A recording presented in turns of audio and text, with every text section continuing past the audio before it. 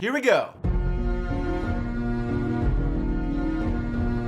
The episode begins with Red-Haired Queen receiving a letter. Apparently it's from Rat Assistant because we immediately cut to them meeting up in a crappy beat-up house. What did that letter say? Meet me in the most run-down house you can find, I'll be standing there like a creep? Red-Haired Queen is angrier than a dragon trying to blow out a birthday candle because apparently it's Rat Assistant's fault that she had to marry Angry Eyes. She talks about how Angry Eyes is a literal monster and tells Rat Assistant that he was supposed to protect her. He's very apologetic, but she tells him that he's a stupid idiot and she can't trust him anymore. Oh, good work, Red-Haired Queen. It only took you 6 seasons to figure out what everybody else knew just by looking at this rat's face. Rat Assistant says he'll do anything to make it up to her, which he actually ends up doing in the Battle of the Bastards episode. He then tells Red-Haired Queen that old grizzled man has taken over a castle and she should try to talk to him and become his ally. We cut to young sad girl fighting third-person guy's assistant. They're training with these big sticks, you know, just in case they ever get into a fight in a billiards club, they can grab a pool stick and beat everybody up. Third-person guy's assistant knocks young sad girl down and tells her she's not ready. Young sad girl jumps to her feet and third-person guy's assistant gets cocky and drops her pool stick. Young sad girl tries to hit her, but third-person guy's assistant is basically Spider-Man apparently, and her reflexes are super fast. She beats the crap out of young sad girl, and then third-person guy shows up. He gives her a vial of poison and tells her to go pull a John Wilkes Booth and kill somebody in a theater. And we cut to the theater, and young sad girl is enjoying a play. Oh, okay, now it's all coming back to me. Next episode, she poisons this actress's drink, but then she stops her from drinking it, which is probably why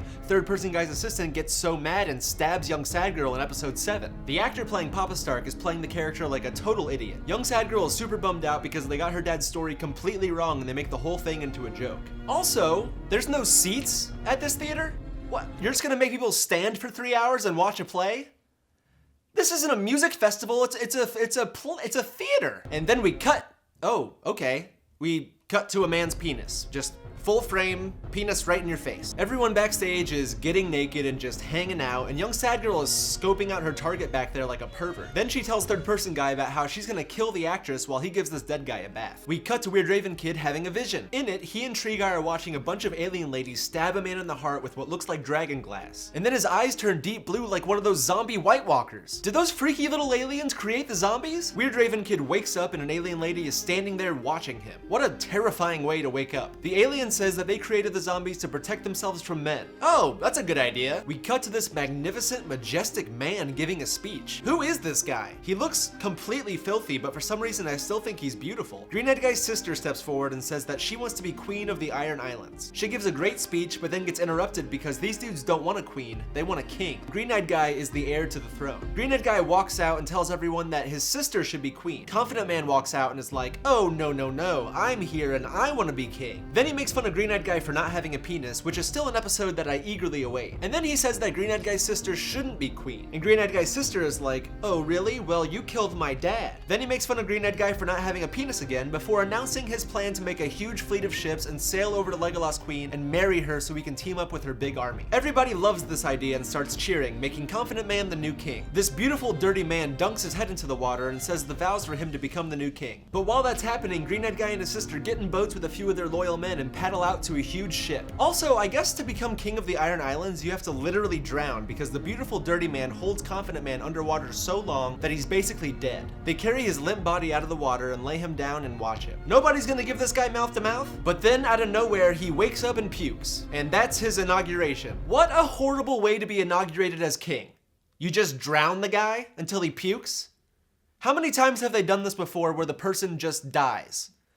I would hate to be king of the Iron Islands. Confident Man stands up and asks where Green-Eyed Guy and his sister are, and everyone is like, I don't know, I was watching you literally drown. He leads a group of men to a hilltop, and they look out at the water to see that Green-Eyed Guy and his sister stole all their best ships. We cut to Legolas Queen trying to decide what to do with Scar Guy. She keeps banishing him, but he keeps coming back and saving her life, so she doesn't really know what to do with him. Scar Guy tells her that she needs to send him away, and then shows her his crazy grayscale covered arm. And then he tells Legolas Queen that he loves her, and he walks away. This reminds me of every time I was in love with somebody growing up, except instead of grayscale being the thing that kept us apart, it was the way my face looks and my personality. Legolas Queen stops him and tells him that she commands him to go out and find the cure for his grayscale and then return to her, which he does in season 7. She says she needs him by her side when she takes over the world. We cut to Peter Dinklage and Bald Guy talking to a lady who is a priestess for the Lord of Light. They brought her here to tell all the people in Meereen that Legolas Queen was sent here by God to fight against the darkness. So far, I've met 2 Lord of Light priestesses and they're both certified hotties. bodies. It's no wonder the Lord of Light has so many followers. All the men are probably pumped to go to church every Sunday to listen to these ladies give their sermons. But then Bald Guy starts mocking this lady because Woman with Red Hair anointed Son of Fire as the chosen one and then he died. But she comes back and says that mistakes happen and that he should know since he was castrated as a child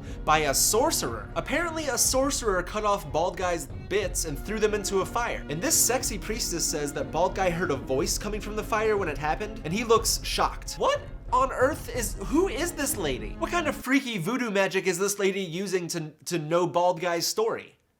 You know what? I take back what I said about saying the priestesses are all hotties. They're monsters. They're crazy monsters. Beautiful, crazy monsters. We cut to Weird Raven Kid in the darkest room of all time. I simply can't see what's happening in this scene. Weird Raven Kid has a vision of a tree in the snow. He walks through the snow and he finds a huge army of dead guys and walks among them, taking in their smells. Then behind all of them, he sees King Iceface and then all the dead guys turn on him. Weird Raven Kid looks horrified and then King Iceface grabs him and he screams and wakes up. Oh my gosh. Weird Raven Kid looks at his wrist and there's a mark there from where King Iceface touched him. Tree Guy explains that they need to leave right now because King Iceface is coming for them. Again, it is very dark here. Like, I understand they're inside a tree and the production team was going for authenticity, but I am just looking at different shades of black right now. Tree Guy says that the time has come for Weird Raven Kid to become him. Huh? Oh, is Tree Guy the three-eyed raven? And he's saying it's time for Weird Raven Kid to become the three-eyed raven? Is that what's going on? I don't know, guys, it's dark. We cut to Bastard King trying to come up with a plan to take over Winterfell. They decide they need to recruit other northern houses like we see them do in episode 7, and then Red-Haired Queen tells Tall Woman that she needs to go to Old Grizzled Man's castle to get his army support. We cut back to the Dark Tree and Pelt Girl is telling Groot about how excited she is to go home. She's describing what she wants to eat, and Groot sounds like he's about to climax. Then she hears something. She runs outside and sees that the dead army has arrived. Yeah, Tree Guy said this was gonna happen. Why are you guys all hanging out just talking about food? Pelt Girl shakes Weird Raven Kid to wake him up, but he's having a vision with Tree Guy of two boys hugging. What? What are you doing? Literally 5 minutes ago, Tree Guy told you to get out of there because King Iceface is tracking you. Why are you in this weird happy vision? Pelt Girl is begging Groot to help her, but he's too nervous. Meanwhile, the aliens are throwing fireballs at the zombies outside and they light a fire around the tree. King Iceface is like Moses and he parts the fire and walks through it. The rest of the zombies surround the tree and try to force their way in. Weird Raven Kid is stupid as hell and still won't wake up from this pointless memory when a dead dude busts in. Pelt Girl kills him, but then a bunch more come in. Groot is still too scared to do anything and Pelt Girl is screaming at Weird Raven Kid. One of the dead dudes kills an alien and then Pelt Girl throws a spear at him and makes him explode. Groot is dragging Weird Raven Kid away and then Weird Raven Kid's wolf shows up. I love these wolves. Oh no! Then the wolf gets killed by like 10 zombies. Come on! They run away from the tree and leave Tree Guy just sleeping there. He's still hanging out in that memory for some reason and King Iceface kills him and makes his dream body disappear like he's in the Avengers. Pelt Girl and Groot are getting chased by a ton of zombies and the freaky alien lady decides she's gonna sacrifice herself to save them. She pulls out a grenade and lets the zombies swarm her and then she explodes them. You know what probably would have also worked? Just tossing the grenade at the zombies and not having it in your hand when it goes off? I guess she just wanted to die for some reason. Groot arrives at a door and tries to open it, but it's stuck. Finally, he's able to shove it open and he pulls Weird Raven Kid through and slams the door shut. The zombies are trying to bust through, but Groot is holding it closed. Pelt Girl drags Weird Raven Kid along and yells, "Hold the door!" Weird Raven Kid hears her voice from inside the memory and decides to take over Groot's body from the past so that he can control the real Groot and hold the door. What is going on? This is pure nonsense. First of all, Weird Raven Kid, just wake up. And second of all, are you actually in the past right now? How can you control somebody in the past, but then it's also controlling them in the future? What's happening? Also, you're just gonna sacrifice Groot, aren't you, you selfish jerk? Young Groot starts spasming on the ground in the memory and he starts yelling, "Hold the door," which sounds an awful lot like Hodor, which is his real name and the only word he ever says. So this thing happening right now is what causes Groot to go crazy like 30 years ago and makes him only able to say Hodor. The zombies bust through the door and swarm Groot as young Groot's yells of "Hold the door" slowly become Hodor. And then the episode ends. Okay, first of all, Weird Raven Kid sucks. That dude is selfish. Groot is a nice man. He's loyal, he's a gentle giant, and he's not very smart, but maybe he was smart before Weird Raven Kid literally ruined his life. What is going on with the timeline here? Weird Raven Kid was in a memory in the past, right? For some reason, he's hanging out in this memory in the past. He sees Groot, like a 20-year-old Groot. He hears something because he's in two places at once. He controls young Groot, But young Groot is actually old Groot, and young Groot starts having a seizure and he controls old Groot, sacrifices old Groot, and then gets away with Pelt Girl.